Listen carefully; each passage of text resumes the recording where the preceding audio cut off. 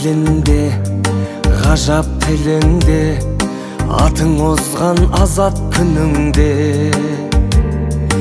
Ана тілін білмегеніңде,